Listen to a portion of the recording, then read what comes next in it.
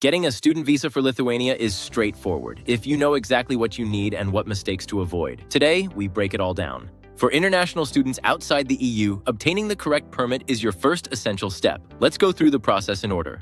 For degree programs over 90 days, you'll need a Type D national visa. This is a long-stay visa issued by the Lithuanian embassy in your home country. It typically covers your first year. Once you arrive, you'll apply for a temporary residence permit for study to cover the remainder of your program. Key documents include your valid passport, a completed application form, and a recent passport photo. You'll also need your official university acceptance letter and proof of sufficient financial means. Bank statements should show around €340 per year. Always verify this against the latest migration department guidelines. Next, provide proof of accommodation, like a dormitory booking or rental agreement, plus health insurance valid in the Schengen area. Don't forget proof of paid tuition or your scholarship letter.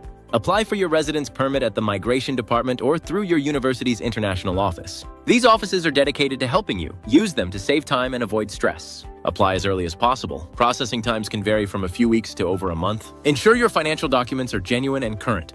If you have a sponsor, you'll need additional supporting paperwork. One major benefit, your Lithuanian permit allows you to travel freely across 29 Schengen countries. Plus, after graduation, you can remain in Lithuania to search for your dream job. Subscribe to Study in Europe for more Lithuania guides and expert advice.